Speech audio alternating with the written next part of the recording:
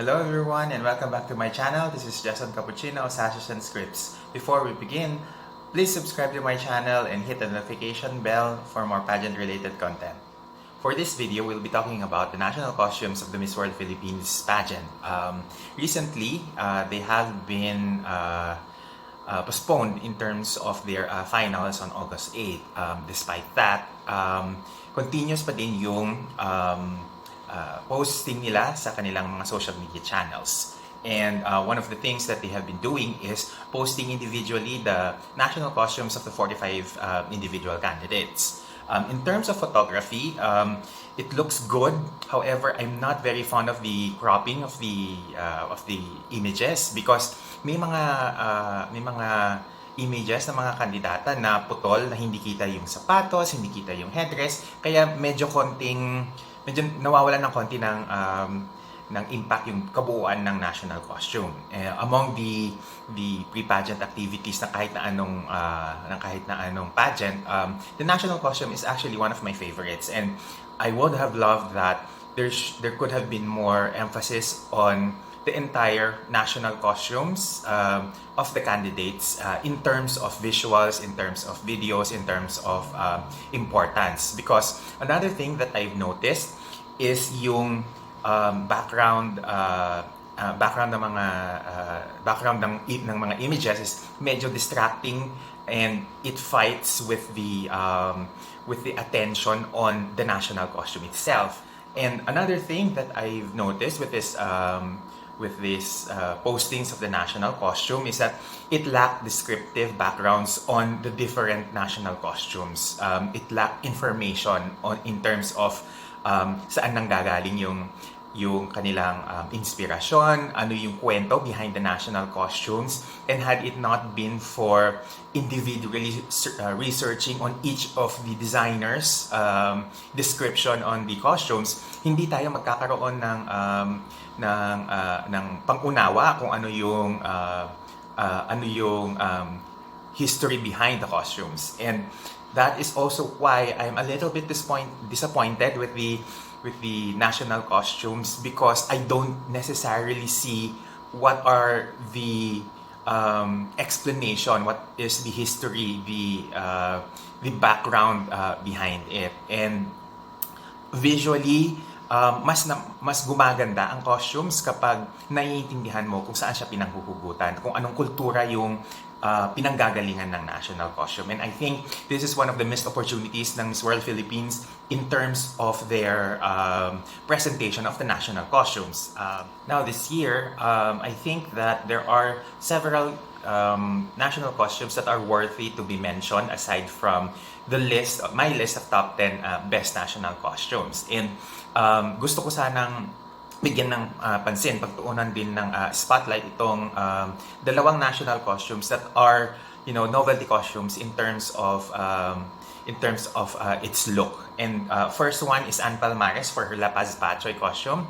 I think this is the first time that we've had a food-inspired costume at the national levels. I think this is a little bit gimmicky, although I get the good side on it. Naiintindihan ko kung saan siya nanggagaling, kung ano yung kulturang gusto niyang ipakita. At my only critique about this is that we've already seen something like this at the Miss Universe stage, although we haven't seen it at the national stage here in the Philippines. And I think this works because it is something new sa paningin natin, pero hindi siya bago in terms of international na costumes. I think the costume is well done, the concept is well done. It's a bit on the campy side, medyo tongue-in-cheek yung pagkakagawa sa kanya, pero it works. And another one that I want to to highlight is the sorbetero costume of Lea Macapagal, designed by Ken Batino. And what I like about this costume is that it borrows elements from fellow RL's Angels na costume, which is the Kalesa costume of Gabi Basiano. It is in the similar vein but in different execution. And what I like about this is that ito yung kulturang Pinoy na Pinoy. Hindi mo kinakailangan i-explika, hindi mo kinakailangan bigyan ng kahulugan because it explains itself very well. Which I think is one of the things that other national costumes lack, because some of the costumes may look visually stunning or may look impactful, pero hindi mo maintindihan sa unang tingin kung ano yung kulturang nire-representa niya. And unlike the Sorbetero costume by Ken Patino, kita mo kaagad na this is something that is common to everyone here in the Philippines, and it's something that you don't need to explain and gets na kaagad ang mga tao yon. I also wanted to give a shout out to candidate number 23, Shannon Manzano, because she wore the national costume of Hazel Ortiz, supposedly for Binibining Pilipinas. The costume is designed by Edwin Uy, and we love that finally nakita natin siya ng kabuuan, nakita natin siya na nairampa, nakita natin siya na naipresenta ng maayos para sa mga pageant na fans. And now let's talk about my list of the top 10 best national costumes. At number 10 is Tracy Maureen Perez in her national costume that is inspired by Ferdinand Magellan and his introduction and the Spanish introduction of Christianity to the Philippines. I like the very 1300s inspiration of the look. It's very actually it has a Galliano feel to it. It's something that we've seen Galliano do in his earlier works for the House of Dior. We love the interpretation of the cutting and slashing trend back in those days. And what really captures this costume is the entirety of the get-up, that it doesn't look too drab, it doesn't look too fashion, it doesn't look too costumey. And what it did was, it was a nice blend of fashion, of history, and at the same time it has a good touch of modernism to it, that it can be something that you can still wear for a costume ball in this age and time. My only apprehension with this costume is that it feels and it looks more Hispanic than Filipino.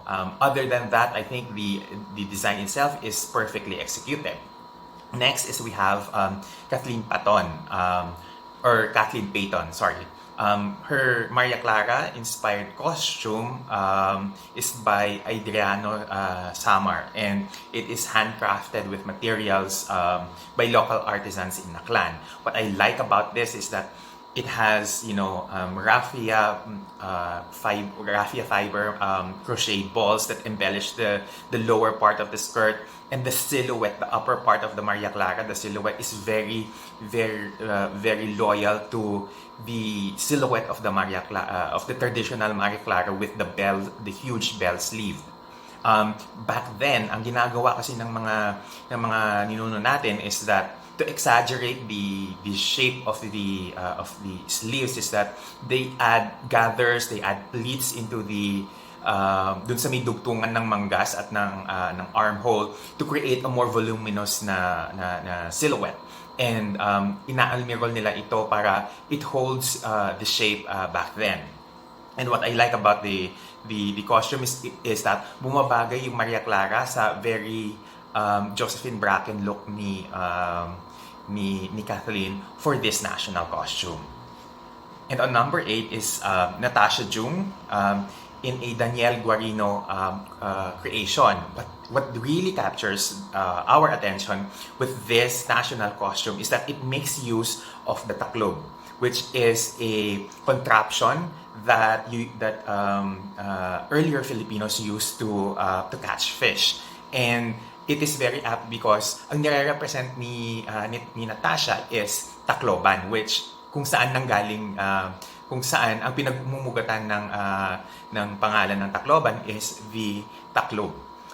And what I like about this costume, hindi siya yung tipong costume na walang pinaghuhugutan na walang historical background. It actually has something that ties it to the very regional and very local na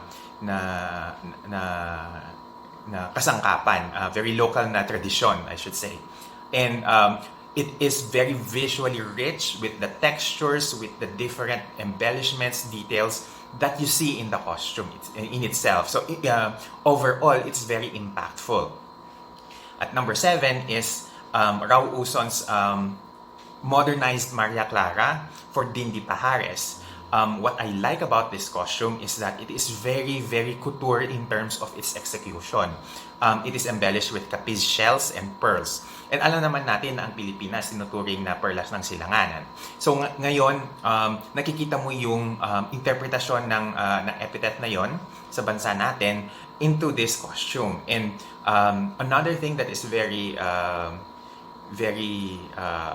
admirable about this costume is that hindi siya mukhang costume. It looks like if you remove certain elements of the costume, like the abanico, like the headpiece, you can actually wear it in a social function, in a gala, for example. And correct me if I'm wrong, but whenever I see this costume, I am reminded of Tia Wurzbach's capiz shell national costume that she wore in the Miss Universe pageant in 2015. It actually even reminded me of the capiz shell costume that she wore in Binibining Pilas earlier that year. And ang difference lang nito is that mas intricate yung pearl and capiz embellishment na ginamit na ni Rao for Dindi's costume, and mas mukha siyang modern and mas mukha siyang wearable as compared to the very 1940s, 1930s na silhouette ng costume ni Pia for Miss Universe. At number 6, we have Asha Gutierrez with a Don Cristobal creation. It is actually titled Lirio de Agua Mujeres, which roughly translate to women or water lily women. And it has a very modern, traditionalist look. I like the carving on the bangka and on the paddle of her costume. It is something that very unique to the Philippines, yung paglililok ng mga ganong arte. It is something that I see in all Hispanic traditional na mga doors of the 1800s and the early 1900s. My only comment about this costume is that hindi ko siyang ma-appreciate ng kabuuan kasi putol yung imahe. Hindi ko kita ng buo yung bangka at saka yung sagwan na ginamit. And that is something that I actually really would wanted to see in its entirety, because this is a very, very striking, impactful costume na sana mas nabibigyan ng importansya yung kabuuan ng costume, kung hindi lang putol yung parte ng mga images na ipinost ng pageant. And then we also have Kim Babau's macrame national costume. It is actually made by Ape Taiko del Carmen. And it's a labor-intensive national costume because macrame is when you braid yarns together to create shapes, to create patterns, to create an art piece, essentially, for this national costume. And ang mahirap kasi sa macrame is hindi mo siya pwedeng gawin sa makina. Kinakailangan mo siyang gawin by hand, especially with something as intricate as the costume that Kim Baba wore. And from what I've read up about this costume is that it actually weighs around 24 kilos. Ganun siya kabigat. And you have to understand na ang yarns, they're kind of heavy, especially kapag especially when you braid them.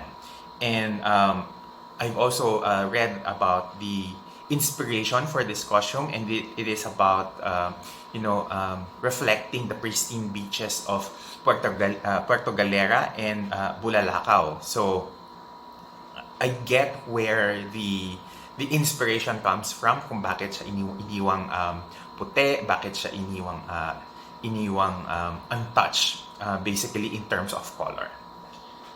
And then we're already at number 4.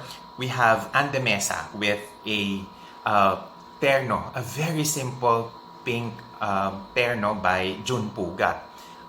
Trivia: Manong June is actually a schoolmate of mine at the University of the Philippines. I was actually a freshman when he was already on his, I believe, third year in the Bachelor of Science in Clothing Technology program. So he was ahead of me by a couple of years. And Manong June is one of those designers from the Clothing Technology program who actually made a name for himself in the fashion industry, because majority of clothing tech graduates, we enter the retail field, the production field, or we go up as teachers. And going back to the costume, what we like about this is that it pays homage to the traditional Burdang TAAL of Batangas, which is exactly the place that Anne is representing in this year's pageant. And in a conversation with Manong June, he actually mentioned that there is a headpiece for this ensemble na hindi lang siguro ginamit for the pictorial. And the impressive thing about this costume is that it is so simple that you don't need to explain it. You don't need to to dig deep too much and just to understand the costume. Kumbaga, in your face na yung treatment niya na heto yung costume, eto yung gusto niyang ipresenta. And with the color, with the very soft hair and the styling in the photo shoot, mas na-appreciate mo tuloy yung costume because of its simplicity, na hindi kinakailangan ng masyadong maraming rekado para maintindihan yung costume. At number 3 is we have this very engranding La Mascota de Zamboanga, worn by Emmanuel Vera, who also coincidentally was among the top 10 in the National Costume Fast Tracks. The design is created by Geroni Labora and is entitled Salve Regina. This costume is another Marian-inspired costume simply by looking at the name of the costume. And ang isa sa pinaka nagustuhan ko dito is yung intricacy ng costume in itself, na napakatagtad ng detalye yung costume, na walang anggulo ng costume na hindi ka makakita ng something to appreciate about. And this is why I believe that this is one of the best costumes this year. At number 2 is we have Louis Pangilinan's White Filipiniana for Ganiel Krishnan. Love the fact that it is so simple, it is so white, pristine, and it looks so magnificent with the color na hindi mo kinakailangan ng fashion degree to appreciate it. It actually harkens me back to the Carnival queens of the 1920s, of the 1930s. And this is something that I think one of the things that magugustuhan ng mga tao ngayon, because it is something that we rarely use in the national costumes for our queens, even at the local or international na levels. And what I am so in love with this costume is that nagtatali yung headpiece, yung staff, and the skirt, the feathered skirt of the costume together to create a really strong visual na image. And what I like about the image as well of that is posted in Facebook and Instagram is that kita yung buong costume at na-appreciate mo in its entirety yung national costume. And now, for my top pick for the national costume is the Rich Sabinian Marian-inspired costume of Janelle Lewis, candidate number 3. Ang kagandahan nito is that the costume itself is very literal in the interpretation of one of Mother Mary's epithets, and that is the Queen of Angels. What I like about this is that nagtutugma yung maamo na mukha ni Janelle with the very pristine white execution of the national costume.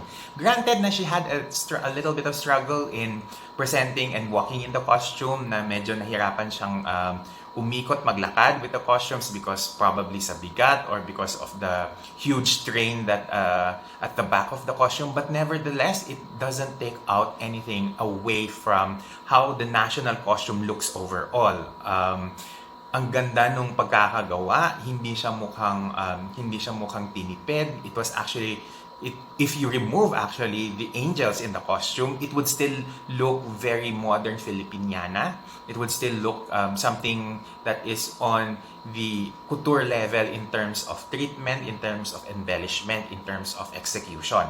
Kaya this is one of those costumes na I think kung ilaban ito sa international na level, mapapansin at mapapansin pa rin siya.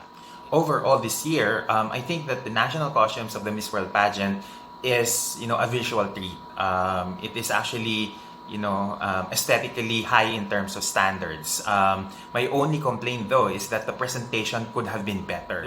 There's certain improvements, I would say, on the images and on how it is presented during the live gala of the pageant. I would have had cropped it a little bit more to showcase the costumes for the photos, because that is, I think, one of the things that removes or reduces the overall impact of the costume. And the other one is that the Miss World organization, Miss World Philippines organization rather, could have used a better avenue in terms of the quality of videos present on social media. Sana naglabas din sila ng video of the fashion show of the national costume para nakita natin ng mas maayos yung mga costumes. Ang naging problema kasi dun sa live ng ibang mga pageant admins is that nagbabuffer kung minsan yung video, o kaya nagfi-freeze, o kaya kahit na mataas na yung megapixels niya, hindi pa rin ganun kaklaro, hindi pa rin ganun ka-HD yung video. And that is something that I think reduces yung overall impact ng mga costumes na ito. Hindi siya maganda, it's just that hindi maganda yung quality overall ng how it is presented, because the costume themselves are so magnificent na sayang naman kung hindi mo naman bigyan ng magandang background, magandang video quality yung national costume presentation. Because I think of all the fast track events, ito yung tipong nagtatali ng kultura natin with the pageant. And it is one of those segments that I think a lot of Filipino fans are in love with. So I think overall the costumes, walang problema, but siguro sa presentasyon lang ng organisasyon kung paano nila ipapakita itong mga nagagandahang costumes na ito. That wraps up all of what I wanted to say for the national costumes for MWP this year. We're hoping that in the next edition, maayos ng konti, matweak ng konti yung mga problem areas ng national costume na nakita natin at na-point out natin this year. That's it from me. I hope to see you again in the next video, and let's see each other soon. Bye-bye, everyone. Take care.